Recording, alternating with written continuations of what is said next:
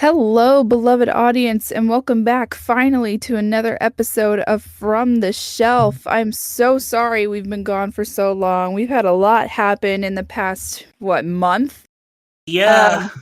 So, but we're back now, and like we promised, we're gonna be reviewing The Phantom of the Opera, the 2004 movie. I wouldn't say just the movie, just the show in general. Well, you had me watch the movie, so we have you to talk could've- about the movie. I mean, we're going to talk about the movie. We're also just going to talk about our love for the show. Well, obviously, but that's not what we're here for. Oh, for God's sakes. That's just arguing semantics at this point. That's not true. It is in my head. Well, they're not the same thing. No, they're really not. Excuse me. Alrighty, so it's allergy season. So if you hear a little sniffling, I'm so sorry. I popped Zyrtec before we got started on this. I have no allergy meds because I don't usually have allergies, but You always should have allergy medicine.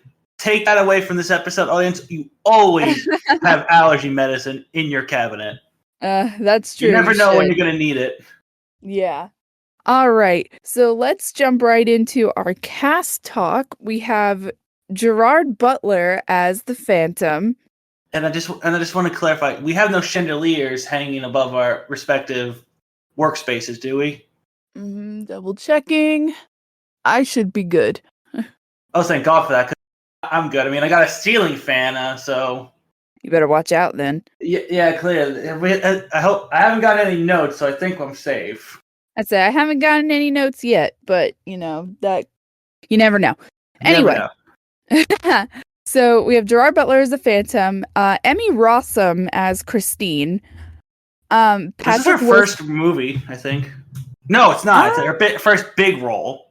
I would say it's probably her first big role, but I don't think this is her first movie. Yeah.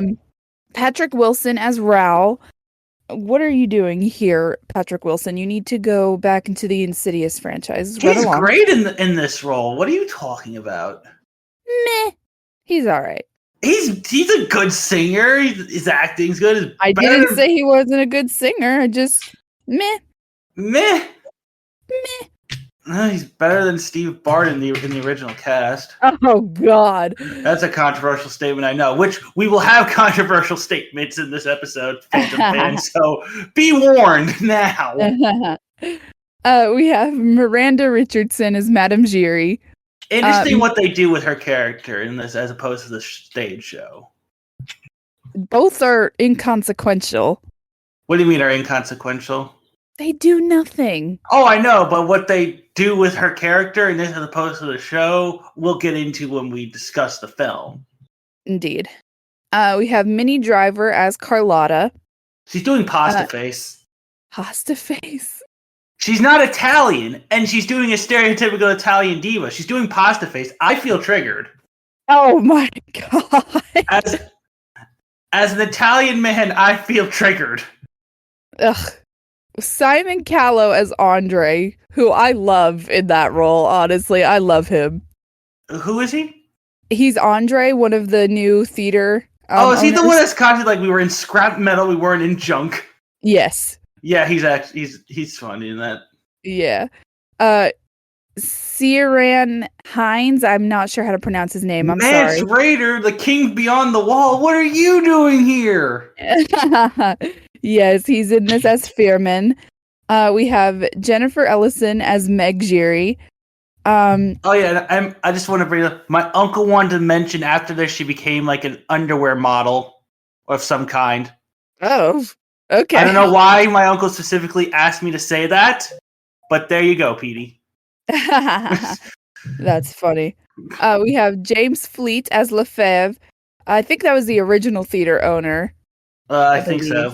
I believe so. We have Victor McGuire as Piangi.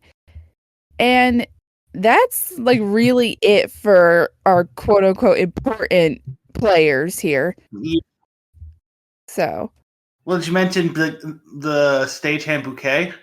He's not listed, I don't think. Well, I can just tell who he's played by. He's played by the guy who plays Mr. Gibbs in Pirates of the Caribbean. Oh, that's Right. Yeah, he's not listed here. That's really strange. Lame. Justice for Gibbs. Lame. Little justice. Alrighty. So let's get into it. So, of course, it opens up with the auction like it does in the stage production. And then, of course, the broken and dusty chandelier is put up for auction.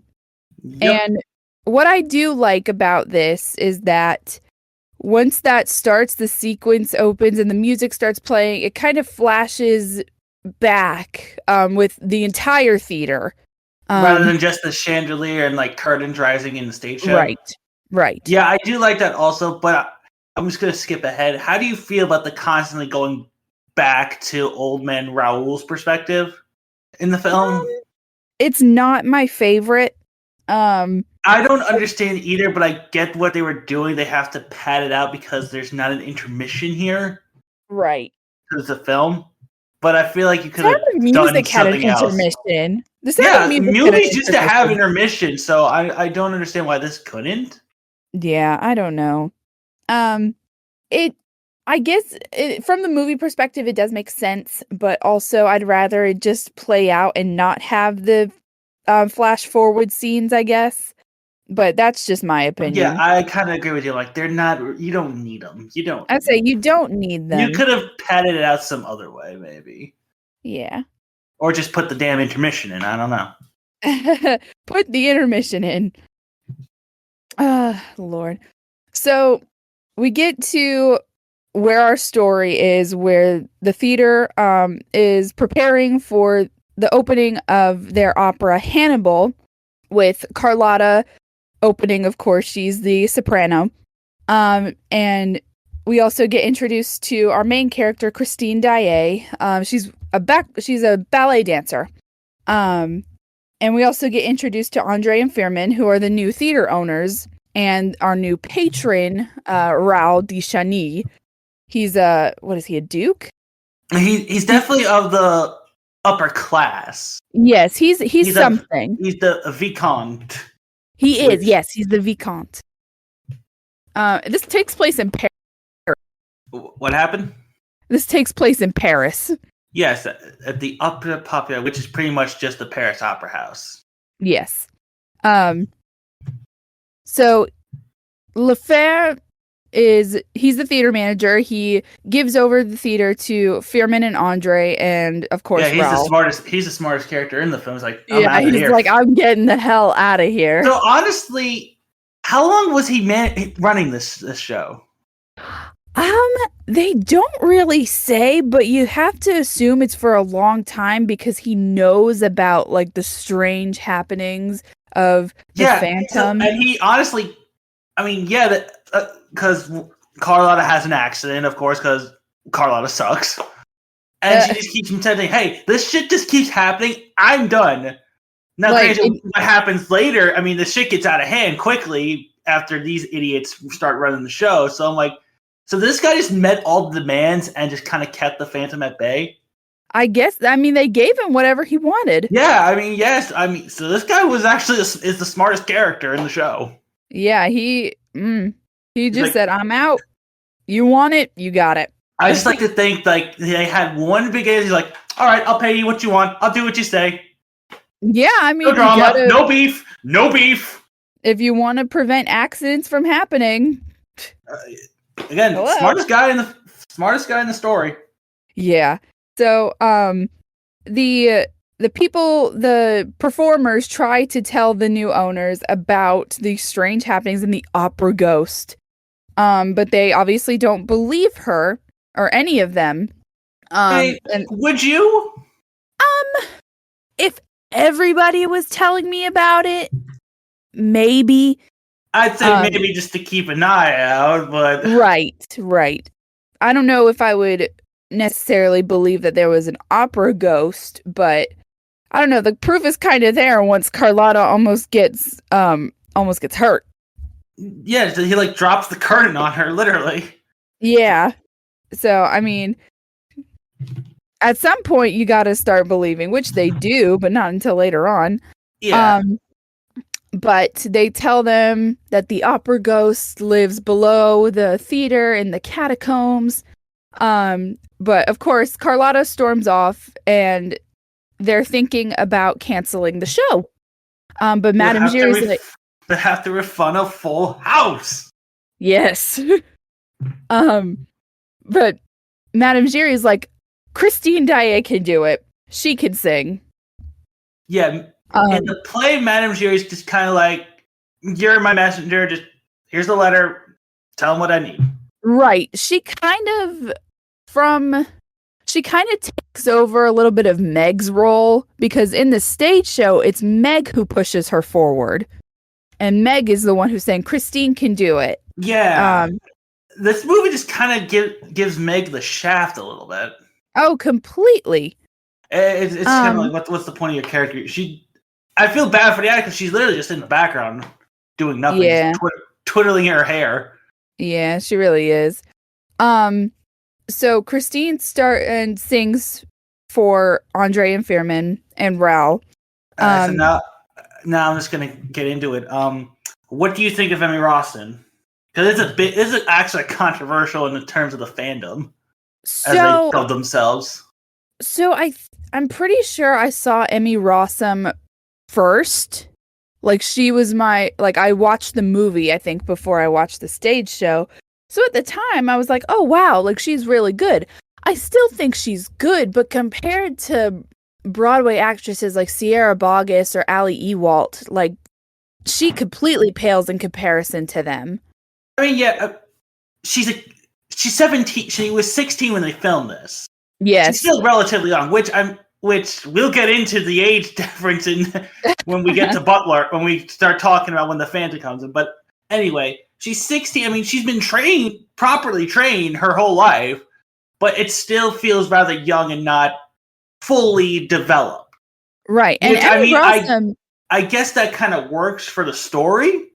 I guess so, but they never ever explicitly say how old Christine is, not here or in the stage show. Well, I just read that at the end when you see her gravestone, the year that she was born and the year she died, it says, and when this took place, she is 16.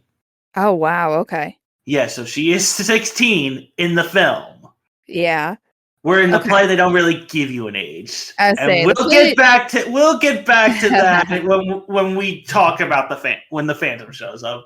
Yeah. But yeah, I think she was my first Christine also, because we'll get into when we talk about our histories with the show at the end. Mm-hmm. There's just a period where I just jumped full into Phantom and have nothing else to do. I just had surgery. But anyway. Yeah, I think she's just underdeveloped. I mean, she's still really good, but Rossum plays her as this timid, quiet mouse, as I want to say. She whispers half her spoken lines. It's a choice. I mean, it makes sense. She would be just like this quiet mouth little dancer. It's just all this shit is happening around her. It's like she has no idea what to make of this. Yeah, like it makes sense, but also from the stage show, as the tension builds and she's getting more and more fed up, she gets angrier.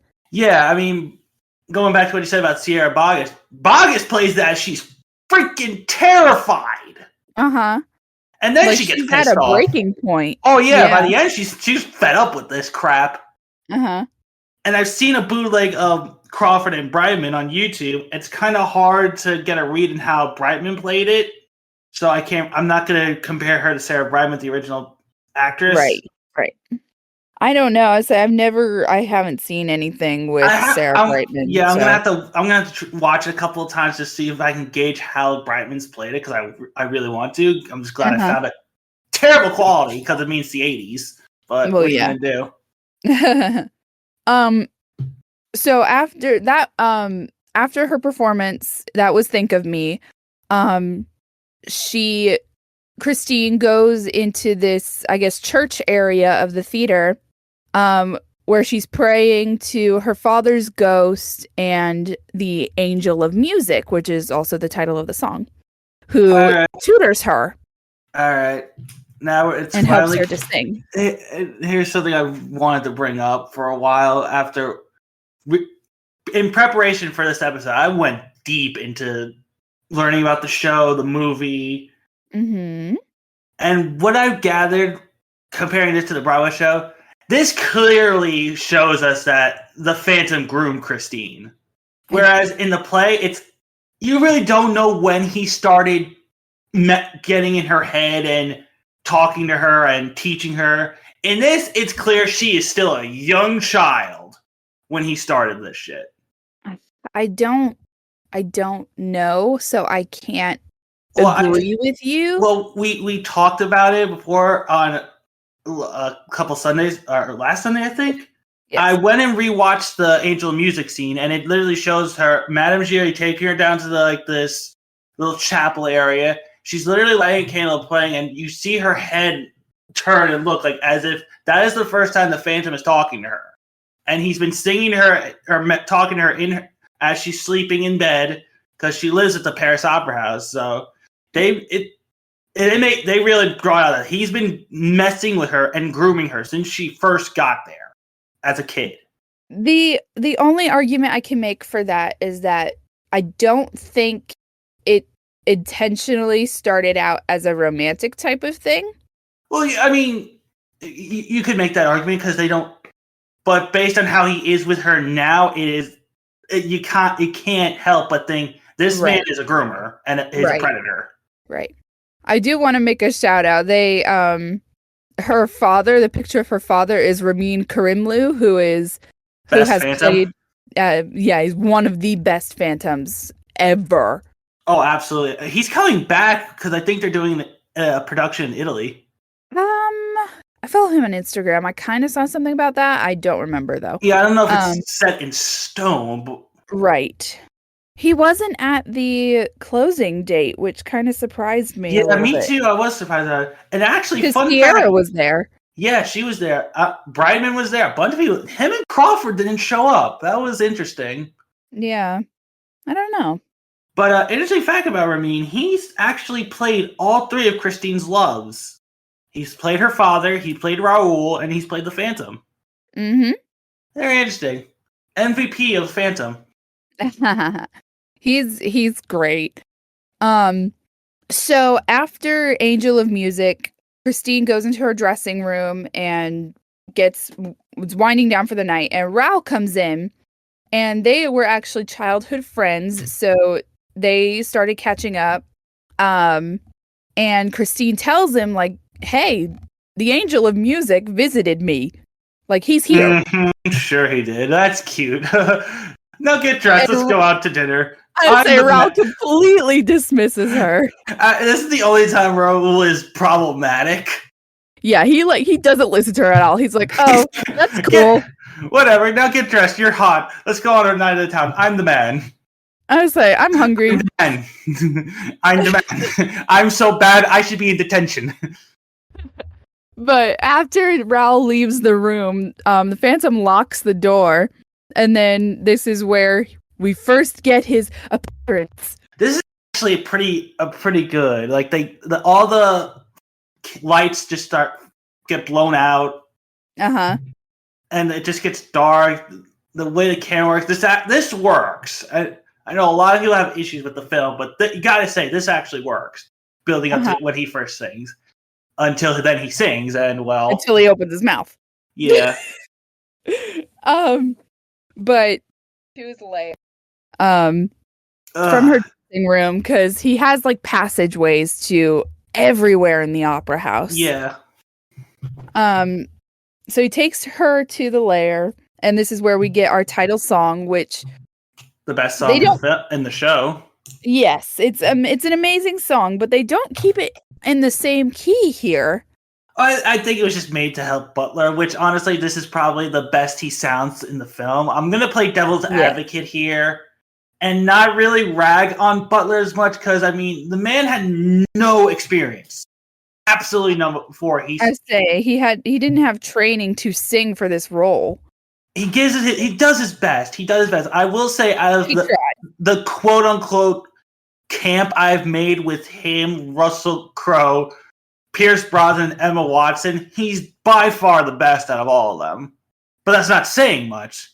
I said it's not saying much. They're all bad. He has like a half octave where he sounds really good, but the Phantom is a 4-octave part. Uh-huh. And there are times where he hits the notes. There are times where Butler does hit notes. He does. Yes. But most of the time he doesn't. Like, you have to have the vocal range in order to play this role. Or else it's not going to work. But also, I think it's just a problem the film has suffered from. I think Weber really pushed for Butler in the role. Like, why? Like, is my question. It should have been Tom Cruise. Oh, God, no. Why is Tom Cruise not in this movie? Wouldn't fit in that mask, Annalise. Why is Tom Cruise not in this movie? It should have been Paul McCartney. Oh, God. Could you imagine how that would have went? Christine, you're hitting your ooby-dooby-doos and sort of a ruby-dooby-doobies. You gotta go abba-dooby-dobbity and the ooby-dooby-doobies. Yeah, let me sing you a song I wrote for John. We're in Paris. We're in Paris. Yeah, but Angel, why are you conducting me in the sewers? Oh, I mean, it's not much different than Liverpool. Oh my God. I mean, it'd probably go something like that. Why am I riding a horse in a sewer? Yeah, why is there okay, I actually have a theory why the horse is there. Why is the horse there? It's clear when the song's over and you see Meg sneaking around for some reason. Yeah. And she goes through the quote-unquote looking glass. It's nothing like how it was when Christine and him are doing the song. There's no Jean Cocteau hands holding candles. Right. It's dark. It's grimy. So I'm like, so was that all in her head, including the horse? Oh. Which, I mean, it doesn't make sense why it would be in her head. Maybe he drugged her. I mean, it's very well possible. I mean, isn't there? I think there's like smoke or something. Right. Or it could have been in the door. Or it could have been in the flower that he sent her, because he sends her that single rose. It's there where possible, which opens a whole other can of worms, but we're not going to go there. But I mean, that's my theory. It has to be some sort of drug, because it doesn't look like that. I mean, it plays off with the Phantom's an illusionist. He's a magician. Right. He's a complete illusionist. I don't know. It's very interesting. Maybe they didn't think that through, and I'm just overthinking it. Maybe, but I mean, it's also very interesting to think about.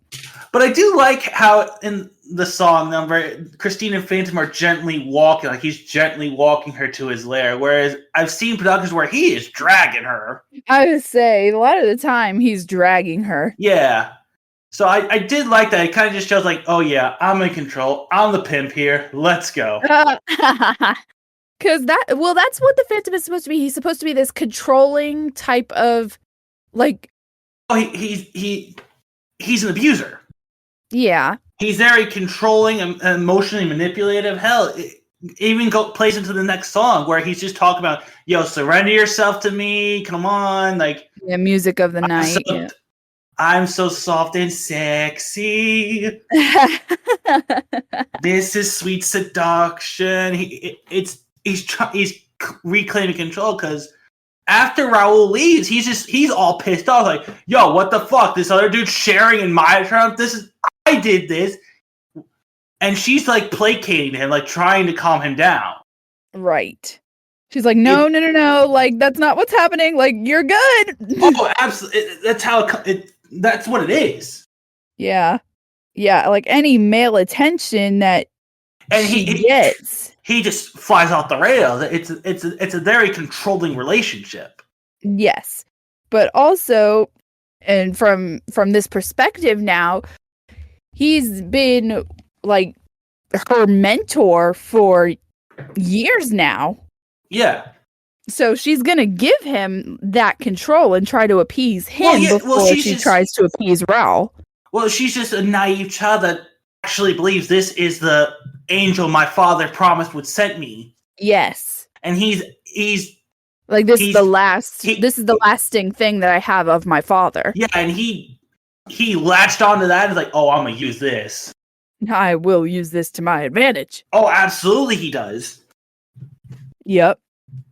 So after Music of the Night, she the Phantom shows her this mannequin in a wedding dress that he made Oh, of that's her. nothing. He has like a diorama of her. A shrine. Yes, like it's her complete likeness, and it's Well, just like, why would you show her that? interesting enough, And she passes out. That's actually Emmy Rossum as the mannequin.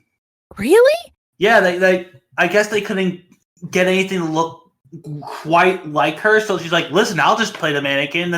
And they pretty much did doll makeup on her, and she had to stand like super still to do it. It looks like a mannequin. Props to her. She did it very well. I mean, we'll get into how the makeup to her. Props to later. Makeup. Yeah. We'll get into how the makeup fails later. Yeah. But after seeing this, she faints and she sleeps in the Phantom's lair. And now everybody in the opera house is like, Christine is missing. So yeah. And then so once Christine wakes up, she's looking at him and he's just so engorged like in his music and composing. He's like, oh wow, like he's extremely passionate about this. Are we not going to talk about how they pretty much try to make her look sexy, this 16-year-old girl? She's like pretty much in lingerie. Yeah. It's a little weird choice. I mean, because in the show, she's pretty much still almost. She has a robe on, but it's still her costume from the opera underneath that, right? I don't know. I mean, like those were her underclothes and stuff. So like her corset, her stockings, and like these were things that were under women's clothes. Well, yeah, but I mean, this is in the movie. It looks more like lingerie, right? They should have probably. It's just a weird choice they made. Like, if you want her to look sexy, don't cast a 16-year-old child. Right. Because Emmy Rossum was literally 16. Literally. Yeah, that's it's a little... A little much. Uh-huh. For my liking. Yeah. So she sees that he's composing and playing his music, so she goes over to him and she touches the unmasked side of his face, and you just see him like lean into her touch. Like this is the first piece of probably physical, gentle contact that he's ever gotten. Oh, absolutely. Though it is a weird choice because in the stage show, and in other movies, she's always just kind of snuck up on him and did this. And this Butler clearly sees her coming. Mm-hmm. And also in the stage show, not that it is playful, but I've seen a lot of Christine's act this out as it's like a playful move, like she's reaching for it and she's like jumping. But it's clearly just a ploy so she can see what's under that damn mask. Right, like she wants to see what's under the mask. So Christine takes off the mask and he freaks out. And he starts like screaming at her and he's like, and this is where Butler triumphs because, well, let's face it, who could scream like Gerard Butler? I'm expecting him, not her, him, to literally kick her down a hole and say, "This is Sparta" at any moment. Oh my goodness, yeah. But I want to bring something up. Also, we forgot to mention when we were talking when he was singing "Music of the Night." Yeah, no problem. Go ahead. Him and Rossum have no sexual chemistry. No, there's no. Which is good because I mean she is 16 and Butler is not a pervert. That's good. Good for you, Gerard, because you don't buy. I'm sorry, I don't buy it. Yeah, I don't buy him longing for her. Right. As you get on in the stage show, like whenever he gets super close, Butler looks so uncomfortable. Rossum's trying to fake it as best she can, but Butler's like, yeah. Let's say they're trying to act. No, don't want to go there.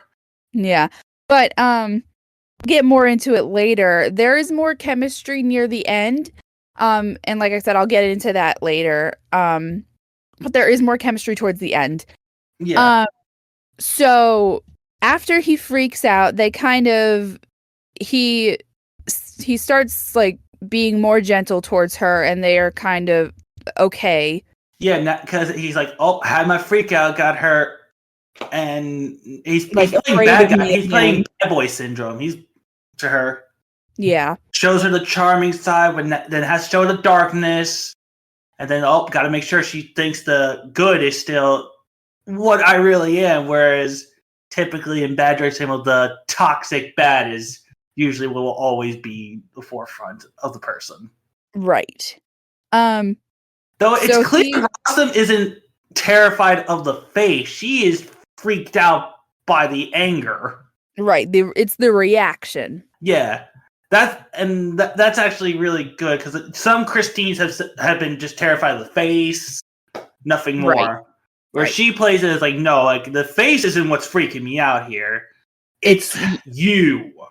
Yeah. And the veil and the illusion of what the Phantom's trying to play is starting to crumble now. Yes. He's not her perfect angel anymore. Yeah, I really I like that choice. Mm-hmm. So she gives him back the mask, and he returns her to the theater, unharmed, of course. Oh, absolutely. But he then sends a note to Andre and Firmin, like, make her the lead in Il Muto, the new opera that they're going to be doing. I swear, if this had been modern time, if he sent this many texts as he does notes, he would ruin an otherwise sensible data plan. Yeah.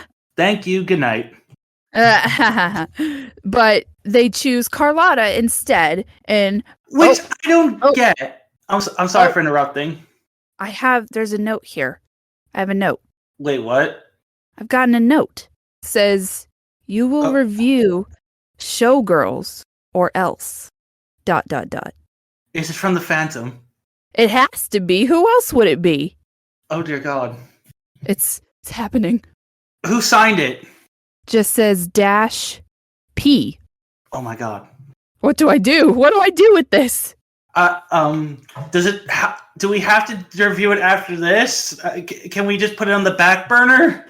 I don't know. I kind of want to take it easy after the musical march and this a little bit. I'm not saying we won't review it. We'll review it at some point, maybe soon. Don't know. All right, nothing's happening. Okay. I think we're good. We're good. We're good. All right, Annalise. What was I saying? I remember. So in this scene, they clearly show the public still is going for Christine. Yes, like, and the so the line where they say your public needs you. No, they don't. It doesn't. That doesn't work because in the show, she just barges in, blah blah blah blah. It's like, no, wait. And then they say, look, your public needs you. We don't get the audience reactions right to Christine. You never do. So you don't really. I mean, they pretty much say, yo, you were a success. But when they couldn't find her, like, oh, well, we still got Carlotta. It's like, nobody wants Carlotta. No one. No one? So why it doesn't make sense in the movie when the audience is screaming for Christine. Exactly. And they do this weird thing where it shows like everyone in the opera house doesn't like Carlotta, and they're trying to do like social statuses. It's very weird. I feel like they're trying to do what Titanic did, where it shows like the first class ticketers are kind of boring and whatnot, and then you go to the third class party and they're all dancing, drinking, smoking, having a good time. I feel like they're trying to rip that off. Yeah, probably. I mean, I don't know. It doesn't quite work. At least I don't think, because I don't care about any of that. I want to see what the Phantom is going to do next, or how Christine is going to deal with this. I don't care about the social classes of any of this, honestly. So it kind of just falls out of place for me at that point. But it does. Yeah. I do like how in Prima Donna they all have to take a breath at the end. Yeah. that's actually a really long good song. But again, when everyone's singing and you see Madame Giry and Meg walking with Christine in the background, just looking like, She just plays it as this, like, give this girl a Xanax. Yeah, I mean, at first I thought she was just I thought she was upset because she had to leave, not that he scared her. So that was the way I interpreted it. No, Chris, she's definitely scared of what the Yeah. Phantom can do. Oh yeah. I mean, I I realize think that that's now. why she's looking sad as they're walking. And also, I need to bring up Madame Giry in this. I'm just gonna do it now. Okay. She is complying in all this.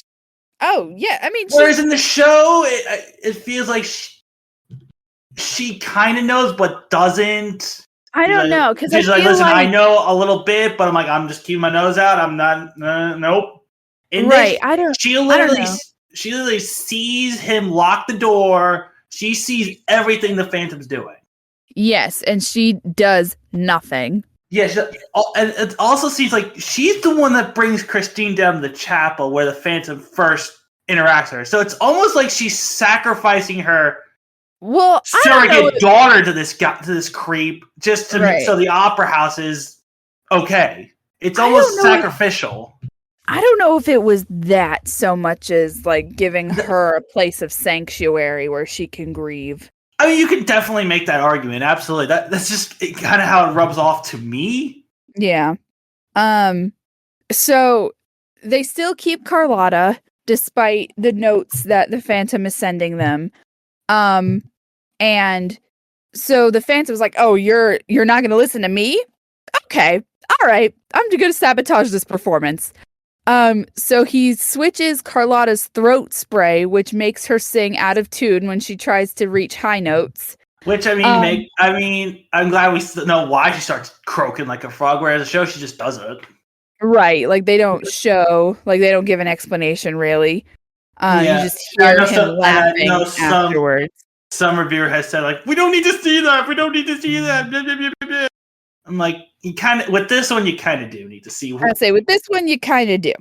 And then, he decides to kill Joseph Bouquet for no reason. No reason in this one. Whereas in the stage show, you can maybe see like it was a fight. Like Bouquet caught him, and he's like, "Well, now I gotta kill you because you can see too much." Witness. Whereas it's or you could argue like, yeah, he probably did just blatantly kill him. We don't know. We don't know. In this, it's a blatant murder. Mm-hmm. So, sorry, what was I saying? So, because, and it's in the middle of a ballet portion of the show that Bouquet is hanged in front of the entire audience. It's also one of Butler's good scenes in the film where his voice just booms. Yes. And when he threatens them. Now, I wish the chandelier would have shaken like in the show. I say, because it doesn't come down yet. We'll get to that. So Christine and Raoul decide that this is a perfect time to go up to the roof and tell each other that they love him. I love you. Someone just died, but I love you. Okay, hear me out on this. Number one, why would they go to the roof? They know Phantom lurks. She knows the Phantom lurks everywhere in this opera house. Why would they just leave the building?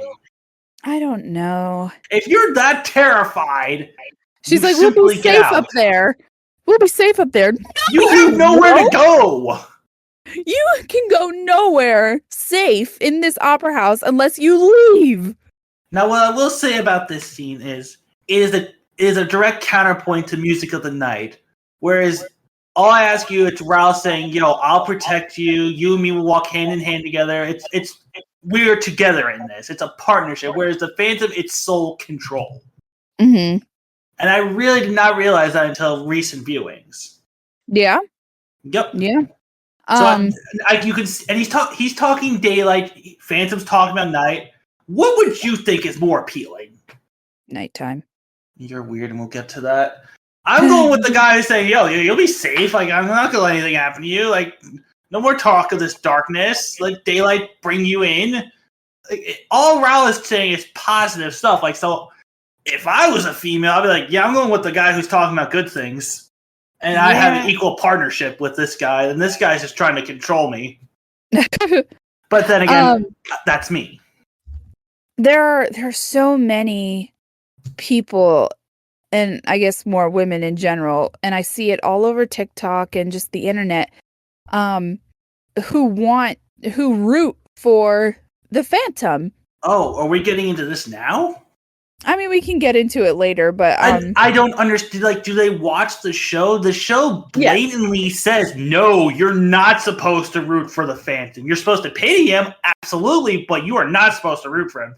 They make it a point to say, this guy is not okay. This is not okay. But people love a broken man. Which is a very toxic trait, first of all, that you all need to It wake is. up. You all need to wake up because it's never going to bring you any happiness. I'm sorry. Okay, I don't mean to be disrespectful. That's a little too serious for this right now. A little bit, but they miss the people who do that. It's like you're missing the point. I don't think. And not that I'm the same way, but I am an avid Phantom. I root for the Phantom because I personally don't like Rao, but that's okay. I root for him because I think he's a very compelling character, but I also acknowledge the fact that he is a toxic character and manipulative, and just I know everything that's wrong with him. And I think a lot of people are the same way. If that's the case, then that's, I guess, fine, but I mean, I won't argue he doesn't have a complete character arc, because he does. Right. Throughout most of this whole show, he just doesn't, he's lusting after Christine. He doesn't actually love her. Yet. He doesn't understand what love is. He just sees her as sex, pretty much. No, I don't agree with that. No, I don't agree with that. You don't? No, because it's not about that for him. It's not about sex or how it's the way big she thing. looks. It's not, though. That's not what it is. He loves Christine at first because of how she sings. She is his muse. Like, she is his reason to create music. He makes his music specifically for her to sing. But he doesn't understand what love is. Because literally in the next scene, he's like, you betrayed me. You went off with this guy. True love is, yeah, I love her, but I do want her to be happy. Where he's just like, no, you need to be mine. It's like a kid with a toy.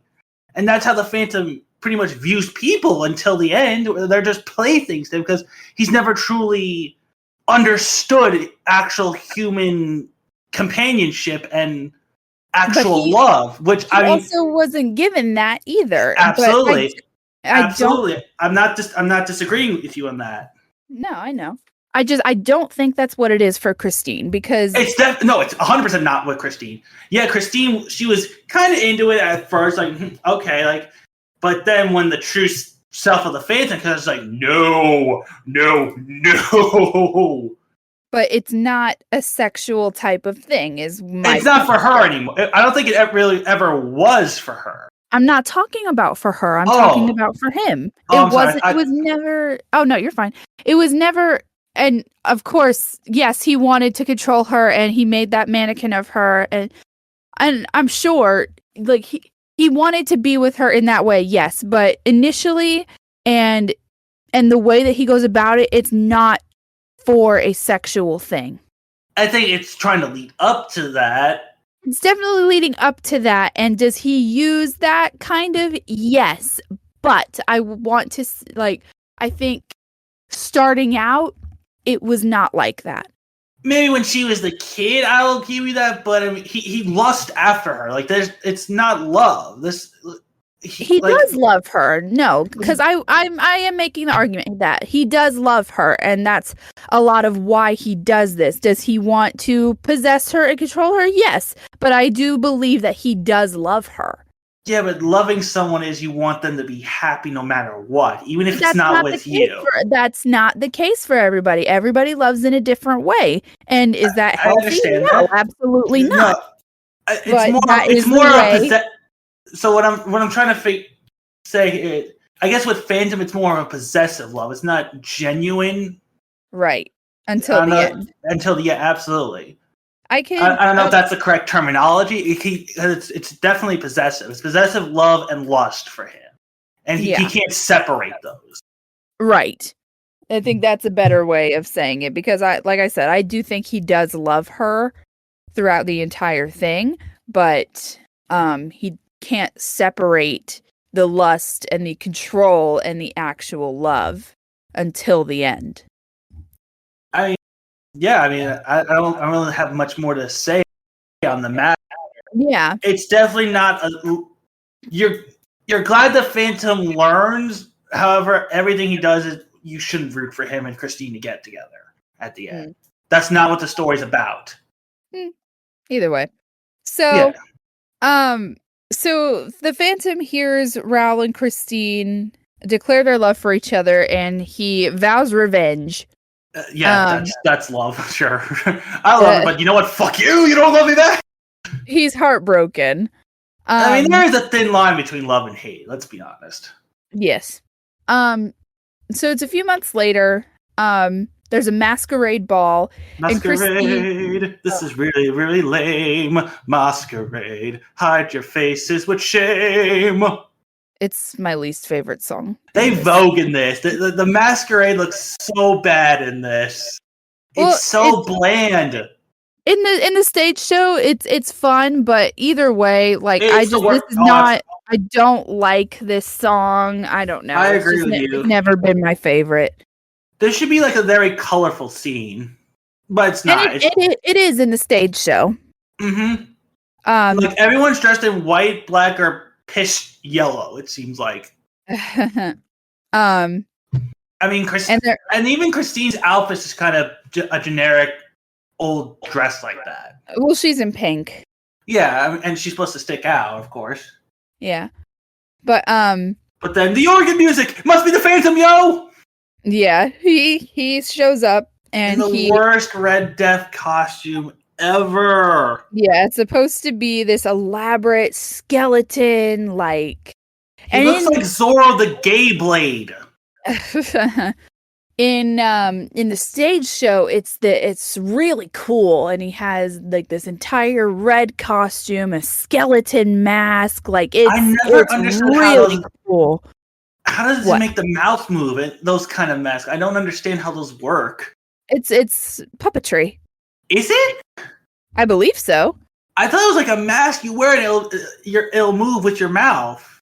I don't fully know, but I mean, either way, like it's still technically puppetry, even if he is controlling it with his mouth.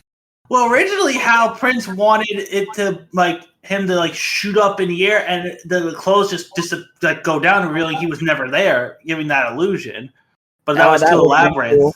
It would have been cool, but too elaborate. Yeah, it wouldn't have. I don't think it would have been. This is another scene where Butler actually sounds decent. Yes, and I really want to talk about this. So he brings in his new show, his new opera, Don Juan Triumphant. Oh, I thought it was called Love Never Dies. Ha! Boom, boom. Yeah, but he brings it in as this is the one you're performing next. And he and Christine are pulled together, and I actually really like that. They are magnets, and they're just coming together. Well, it just shows he still has some control on her. Yes. But she's wearing her and Raoul are engaged. Yeah, it's been 6 months since. Well, in the show, it's been 3 months. Oh, okay. In the movie, it's 3 months. I don't know. I forgot how long it is in the show. Anyway, at that point, the chandelier had already come down. And even brings it up. That's why they all had to take a break. Right, Masquerade is after the intermission in the stage show. So how do you feel? We're just going to get into chandelier talk now. Do you think it works as the end piece, or no? I don't. I'm still bringing something up. Oh, okay. I didn't realize you were. I'm sorry. No, you're fine. So they're pulled together, and the Phantom sees Christine's ring on her necklace, and I really like. They don't do this in the stage show, but he rips it off. And he said, your chains are still mine. You belong to me. No, they do in the show, but he says, your chains are still mine. You will sing for me. I don't think he rips it off. I don't know if he rips it off, but he says, oh, something similar. And I do think that you belong to me, it sounds better. Yes. It kind of just shows, like, it just kind of emphasizes the fact, like, the Phantom still wants to possess her. Right. And that's what I really like. And but they don't do the ring in I don't think they did the ring necklace in the show because I mean you can't see it. Maybe he sees Raoul with her because Raoul is there at that point in the show, and he says like, "No, don't go over there, like don't." But I mean, Phantom still has some control on her, so she does, and he's pissed off that she's still with Raoul, so he says the line, then dips. Yeah, so I really like that they changed it a little bit where he rips off the necklace, is like, you belong to me, and then he disappears. Yeah. I also, when I first ever watched this movie, during this scene, Raoul runs away. Yeah, and I was like, leaves to get a sword. Yes, he leaves to get a sword, but I didn't realize that at the time. So when I first watched it, I was like, where the f*** is he going? Like, nope, too rich for my blood, I'm out. Yeah. Like, they tried, let's be honest, Patrick Wilson isn't the most physically intimidating person. No, definitely So I feel like they had to compromise it by making him a competent sword fighter. And so he's always got a sword when he's ready to be tough and manly. Yeah. And it's no offense on Patrick Wilson. No, definitely not. I loved him in Aquaman and Watchmen. Was he in that? In Watchmen or Aquaman? Because he was in both. Oh. I mean, I haven't seen either of them. So. Okay. So Madame Giry, so Raoul is about to go after the Phantom, but Madame Giry's like, no, don't do it. Like, you'll be killed. Yeah, we had this weird mirror maze scene. Yeah, it's weird. I think that was also in the book, though. Like, with the horse and whatnot, that was in the book. Yeah, I mean, like, there are moments of the film where they're trying to pay homage to the book. Right, and I mean, it's a nice thought. But you can't put in a lot of homages to the book when most of your audience probably has not read the book. They should have put homages to Phantom of the Paradise. Oh god. Paul Williams should have been the conductor. I'm just saying. I love Paul Williams. Or just have him just playing the piano somewhere in the background. Yes, I think that would have been cool. That would have been great. Have him play have a little swan on the piano as like see what we did there? Yeah, right. And so Madame Giry takes Raoul away and explains, like, this is how he grew up. Like, this is what happened to him. He was a circus boy. He was put his backstory. Yeah. He was a circus boy who he was born deformed. And he was put in a freak show, and he was abused by the freak show owner and just by everybody around him. Yes. And so he kills the guy who was whipping him, and Madame Giry takes him. Yep. And hides him in the opera house. How do you feel about this giving him an origin story? I mean, do you think it's necessary, or do we not need this at all? I don't know. I'm kind of in the middle because I do want to know, like, why he is the way he is, but also it takes away the mystery of the entire thing. I'm in the same boat with you, but it also clearly, as I said, makes Madame Giry very compliant in all this. Yes. Completely. Whereas in the stage show, again, you can argue she is, but she isn't, stuff like that. But here, she's clearly involved. Mm-hmm. So the next day, Christine decides she's going to go visit her father's tomb. And of course, the Phantom is there. This might be my second favorite song, Wishing You Were Somehow Here Again. I love Wandering Child. I also have Wishing You Were Somehow Here Again. That is a really good song. I love that song. And I just want to give a shout out to the touring company that you and I saw. The actress who played Christine, she nailed it. Yes, she did really good. I can't remember. Hang on, I'm looking her up now. But But you we keep get going. I'll bring her name up. yeah, Just keep no, going. you're fine. You're fine. Wishing you were somehow here again, which is a great song, and then we Oh, also I get found her Wondering name. Child. What's her name? Ava Tavares, or I think I'm pronouncing your name right. Anyway, I just want to give you a quick shout out. You are phenomenal as Yes, Christine. she was really You were good. probably my favorite Christine. I'm not gonna lie. She was very good. Follow So her we on get Instagram. we have Wishing in this sequence, and we also have Wondering Child, which I really like. It's not that good in this. I wasn't saying in this, I was just saying in general. But I mean, I was watching the scene multiple versions. It really doesn't make sense because she knows what he is, but she's like giving herself back into him, like she's re-falling for the trap. Well, that's exactly the point. She's I falling mean, for it again. in this, it kind of makes sense because she is a 16-year-old child. But I mean, in the show, you are a clear adult. You should know better than this. Like, what are you doing, girl? It's the manipulation. It's everything No, that she has grown with. I yeah, mean, I mean, I get that, but it's just like, oh, come on, really? You know what this guy is. You know he's a freaking psychopath. well, I don't know because she knows that I think she's just so much in denial at this point. she's in denial. She doesn't want to believe that he is doing this. And there is a part of her that does love him, and I will argue this till the day that I die. She does love him. It's romantic love, though. Mm. I wouldn't say it's a romantic love. You can love someone and not be romantic. Well, yes, obviously, but I don't think that's the case here. I think by this point, it's more of a fatherly type of love. She feels like because she does believe this thing is like this. She wants to believe that this is the thing her father sent her. She so desperately wants to believe it. Yes, but that's, I mean, that's how I view it. Personally. Yeah, I get that, but I don't.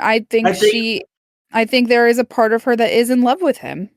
I disagree with you of the romantic in love part, but that's just me. Maybe it could have been had he not shown his true colors. Like when you get to the title song, yeah, and Music of the Night.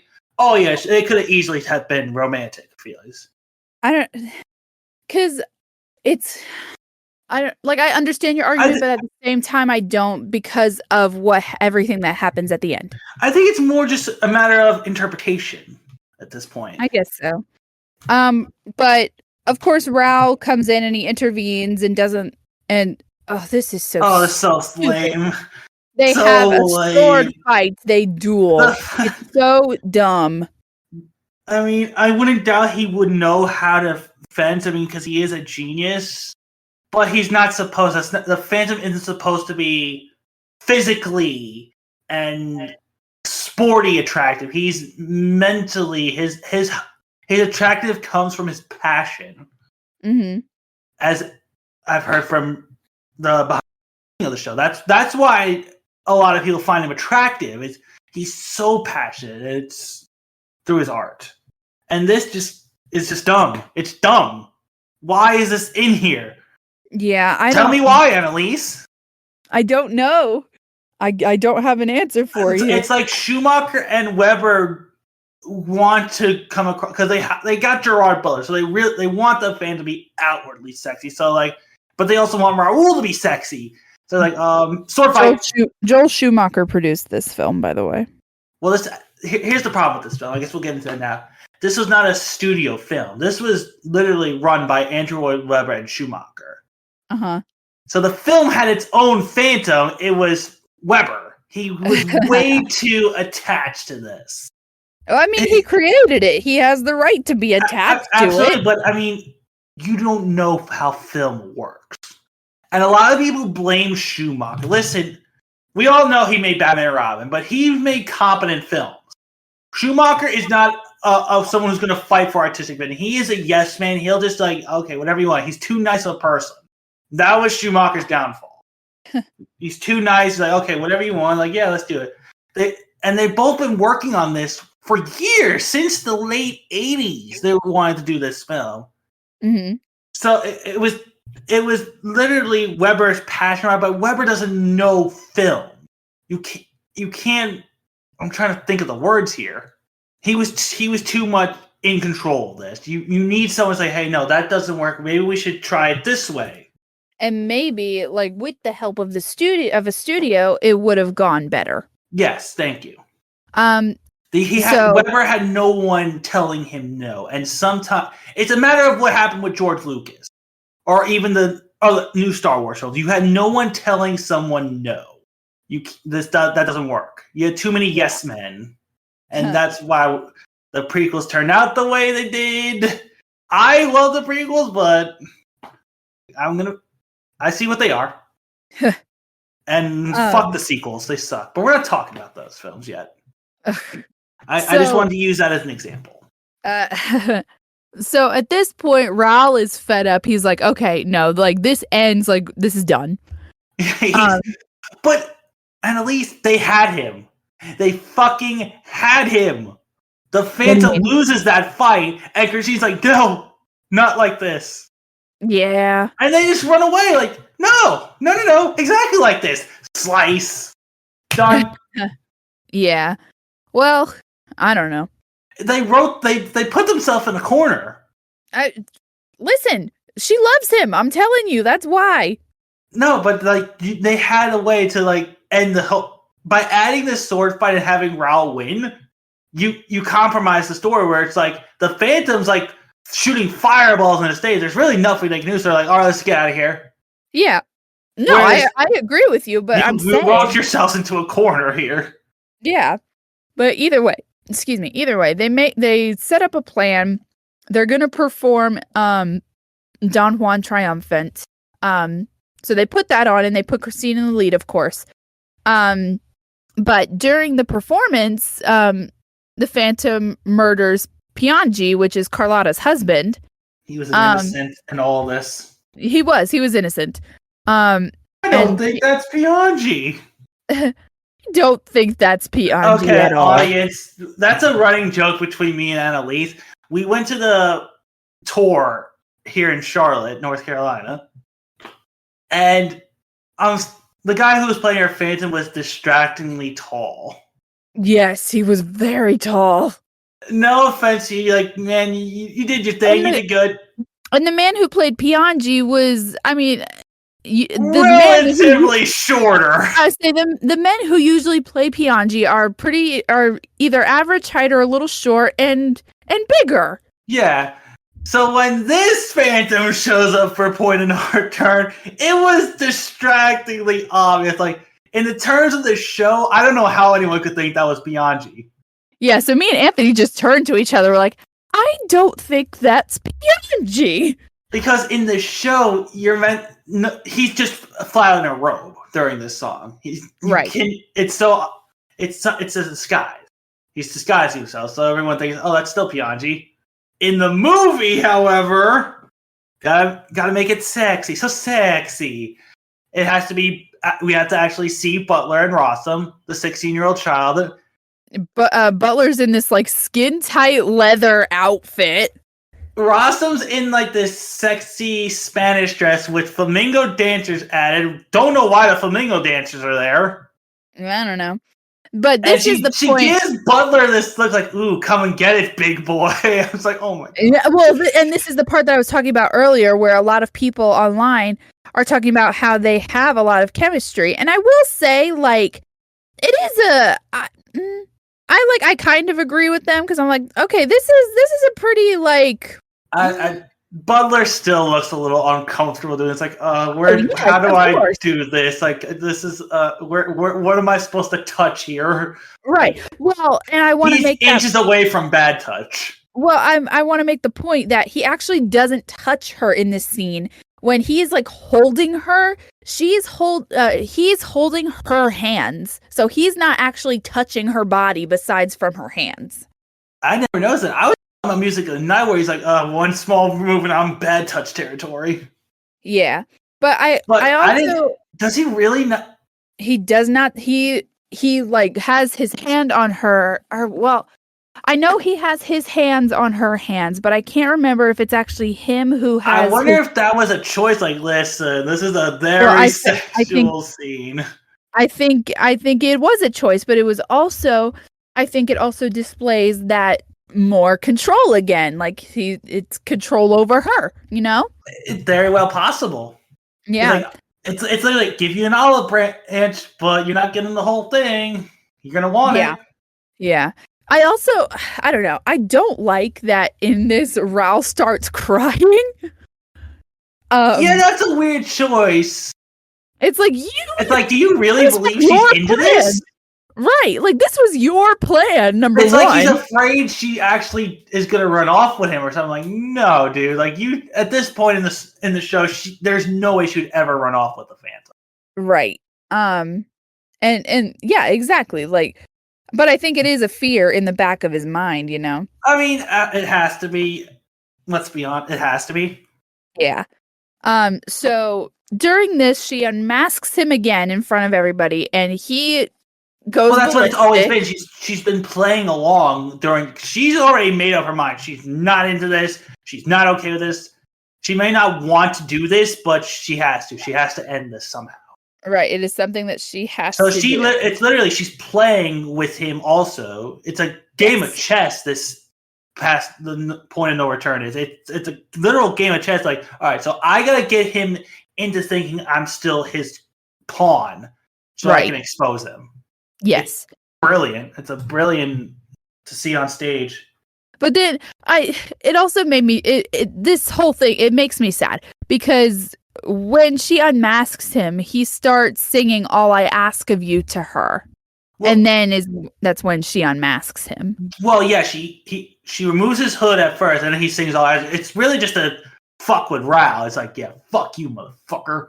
I'll Yes, sing your song, and then she'll end up with me. yeah. I mean, it's also it's a revenge thing, but it's also kind of him proclaiming his love as well. Yeah. So it just it makes me a little sad. But either way, he abducts her again, and they're in the lair. It's weird in this. They literally fall, I would say, 10 feet. Whereas Yeah, in the like, stage show, he no. just kind of drags her off to one of his convenient spots where he knows, because he knows the opera house. So he probably has like trap doors or a trap door somewhere. I say he has passageways everywhere. Yeah. Where in this is like there's just this giant hole, and this causes the chandelier to drop. This is where the famous chandelier drop, and literally burns down the opera house, his home, her home, and oh my god. I just realized something. What? He stalks her. He manipulates her. He's burned her house down. Oh my the god. Phantom is David from Endless Love. Oh my god. What the hell? God. I need a stiff drink. There's something with the father in both of them. Oh my god. Oh my god. David. Well, Not technically, again. that came out before the musical did. Oh my god. Oh my god. Andrew Lloyd Webber stole Endless Love. Oh my god.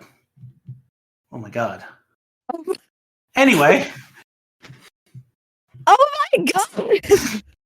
Yeah. How do you feel about the chandelier being saved for the end rather than the middle end of the first half? I don't know. I think it kind of works in both because in the stage show it allows for the intermission. Oh, it's a great way to end your show. It's like, what the hell? What happens next? It's a great set piece. Yes, but also it provides a really cool climax for the end of the movie. It does, because by that point, and it also gives the cops and the patrons of the opera house to fucking like find valid reason to form the mob. Yeah, it gives them more of a valid. Where in the show, he just kind of drags Christine off, and then they form a mob for some reason. Which, I mean, they have a good reason in the show also. Oh, yes. But this would probably be the push that would say, yeah, let's go after this fucker. Yes.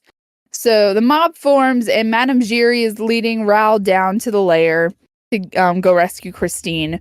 And for some reason, Meg is also leading the mob. Yes, okay, I'm glad you brought that up.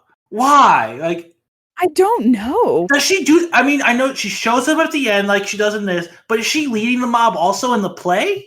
I can't remember, honestly. Well, here's the thing.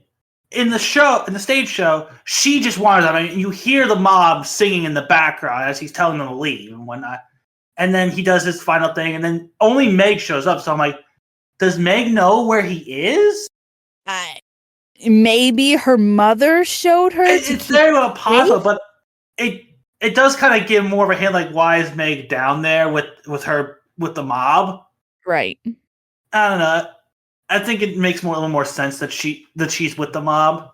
Mm-hmm.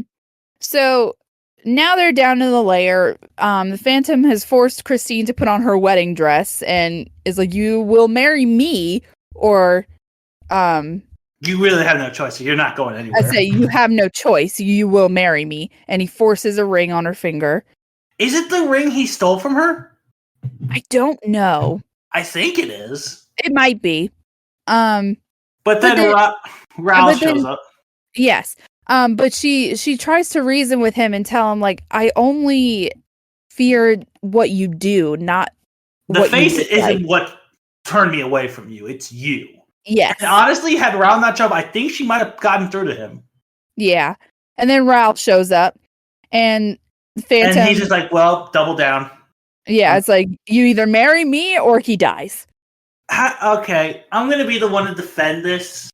Everyone's complaining like, oh, he's just kind of strapped to a wall. I'm like, well, there's no way in film you could have a lasso hanging from nothing. Right. So this is I think this is like the only way they could do it, to have him being strangled to death. Yeah. So I mean, it looks ridiculous, but still. Yeah. So Christine has to make a choice. So trying to save Raoul while also pitying the Phantom, she kisses him. Yeah, but this is I actually like this scene a lot in the movie and the play. It's like a three-way argument. Oh yes, all of their when they're all singing. It's also the third time Butler actually sounds decent singing, though maybe it's because he's being drowned out. Let's be honest. Yeah. But also, it kind of also shows the fact that he has possessive love. Like, it's not genuine actual love. Whereas Raoul's like, yo, just let me die so you can be free of this. Like, don't worry about me. Yeah. Yeah. And at this point, the Phantom kind of learns. He's like, I have to let her go. Yeah. So he learns like, oh shit, this is what actual love is. Right. So he lets them go. And her compassion, that's what's like, what the, oh shit. Yeah. And it's at this point I'm like bawling. I'm fucking crying my eyes out. It's me and her I don't know why we watched the 25th anniversary concert. She is bawling, sobbing. I'm laughing at her. My mom comes looking and just gives me a look like, did you just murder her cat? And I'm like, no. Yeah, no, I like, and it's every single time. Like, I can't control myself. You behaved rather well when we saw it at the touring company. I was still crying. Were you? I didn't see you crying. I cry every time I see this. You were not sobbing like you were that day, though. No, but I cry every time I watched it. But that was also the first time. But that was also the first time I had seen the 25th anniversary as well, because I want them to be together so bad. And then he goes, when he sings Christine, I love you. And I mean, Sierra Boggess in the 25th anniversary, she plays Christine so well, but she also, when he says this, she is like breaking down and crying as well. Like because she loves him. She does. And at least it doesn't matter how you portray the characters. Right. Like, because I know some Christines that don't do that. They're just going straight to Raoul. Right. Right. And it's up to actress interpretation as well as audience interpretation. But in that specific one, she's crying and sobbing when she gives the ring back and she kisses his hand. this portrayal, it's not romantic. Emmy Rossum is no, No, like it's I'll always care for you, but it's not what you want it to be. Right. And I think it's the same with. I think the same with Brightman's, Ava Travers is at least the performance we saw, because I'm sure they always change it up when they perform it. Yeah. So she gives him the ring back, and she looks at him with pity, gives him the ring back. It's pity love almost. Yeah. And her and Raoul escape. And then you hear the mob coming. So the Phantom breaks all the mirrors, somehow escapes. Yeah. Here's the thing with that. In the show, he goes in his chair, puts a cloak on, and he disappears. It's a magic trick. Cool. It's fucking cool. This, he's breaking mirrors and he walks through. So literally the mob can just see that and like, oh, he went through there, let's get him. But then Meg comes in, and it's only her, and she finds his mask. That's in the show. In the movie, they're all there. Most of the mob. No, they're not. No, she's the only one that goes up and goes to where those mirror or wherever the mask was. They're all pretty much in the entryway. Where this is what it says. He then escapes before the mob and the police arrive, with Meg finding only his discarded mask. I swear they're all pretty much at. Most of them are standing around, looking around where Raoul was being hanged or straddled onto the cage. Yes, but the final thing is always just Meg. Yes, that's what I was saying. Yes, but they're all pretty much there, but she's the one that just goes further into where his den is. Right. And then we get at the end of the movie, we get another flash forward to the present where Raoul is at his grave and he puts the music box, the Phantom's music box. Yeah, there. The one thing Christine kept mentioning to him, the monkey. Yeah, I'm glad you like the monkey, Christine. Yeah. And then you see a rose with Christine's ring on it. Was the ring on it? I thought it was just the rose with the black. No, the ring is on it. No, the ring is on it. So Phantom's still alive. He still loves Christine. But it's clear she did marry Raoul. Oh yes, she married Raoul, and that's it. That was heavy. Yeah. So I don't know. I mean, I think was. Go ahead. Did you want to start? Like, what do we say about this? I mean, I guess we'll just go into final thoughts like we usually do. I guess, but I also want to discuss what the musical means to you with your final thoughts, if that's all right. It's what we usually do anyway. Fair enough. So the movie was really like my first kind of introduction into Phantom of the Opera. With my experience with it now, because I've seen it on Broadway, I've seen it on tour, and I've watched other productions of it as well. The movie, it will never live up to what the stage show is. It completely pales in comparison. I think the actors are good. They're not great. They're good. They're not great. I think Emmy Rossum does a really good job, especially at 16 or 17 years old, especially with her singing. But there will always be that thought in the back of my mind whenever I watch the movie that this is not as good as how I've seen it before. And this is what it means to me. This is my favorite musical ever. And I've seen a few musicals. This will always be my favorite. I love the story. I think the characters are extremely compelling. I think the love story and the romance in it, whether you agree or not, whatever, and that's completely up to you, is great. It provides complex relationships and things to think about. The costume design, the set design, the music is it's all amazing, and I love it. Anthony? Oh, my turn. Yes. So I had my appendix taken out. That's when I truly started getting into Phantom because at the time I was rehearsing for Into the Woods, which was a production I was a part of in high school. And I got into Phantom. I watched the movie, and it grabbed me. It certainly, I want to look into this. This is pretty cool. Just started listening to the Broadway show and learning all I could about it. Now, I'm going to play devil's advocate here. The movie isn't good. It's not a good film. It's not a good representation of what the show is. I still rather enjoy watching it, since it's a very easy, accessible way to see the show, almost. Now, does that what am I trying to say here? That doesn't mean it represents what the show is, though. You know what I'm saying? Yes. Annalise? Yes. I won't tell anyone not to watch it. I feel like the actors are doing their best. The problem is I think this should have been a studio film and not a relatively independent film as it was, because Weber pretty much paid for the whole thing, and it's shot kind of lame. Like, there's really no dynamic movement to when the actors are singing, except for the title song. Pretty much you'll just have them all just standing around singing.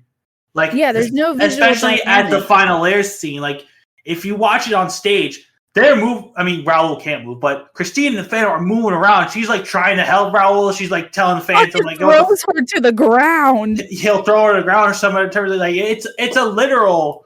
A lot is happening, but in this, everyone's just kind of standing around, and that's just a big problem with the movie. It's the musical numbers people are just standing around. There's no good direction. Yeah, I definitely agree with you there. But Phantom is probably one of my favorite shows, even though there's a lot of problems with it, as I pointed out. Yes. And despite those problems, I like it. Like, it's got that gothicness to it. It's a tragic figure, and I have a romantic side about me. What do you want from me, people? I don't agree with anyone who says she should end up with a Phantom.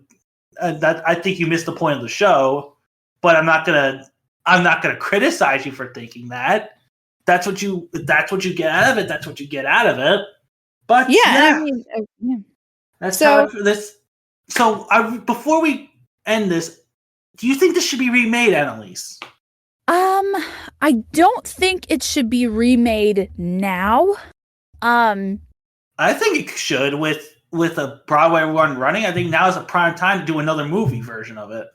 I don't know. I think it's a little too fresh. I think I'm really kind of on the fence about that, because I think it would be cool to definitely see another adaptation of it, but also we have so many. When did the film come out? 2004. We're almost 20 years. Yeah, 2004. It's almost been 20 years. Yeah, almost. There's also a bunch of miniseries of it. There's one with Charles Dance, which I know a lot of people like. Yeah, but I'm talking more of the Lord Weber musical. Well, I know, but yeah, it's like, you gotta think. There's the movie, there's the 25th anniversary, there was the stage show, which I'm sure they'll probably release something with that. It wouldn't shock me if they do a film version of the stage show like they did with Hamilton. It wouldn't shock me.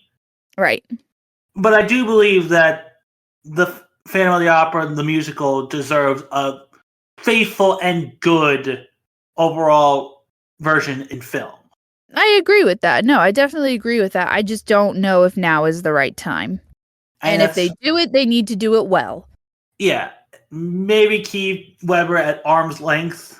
Like, definitely have him involved, because this is his thing. No offense to Andrew at all, but I mean, like, this isn't your field.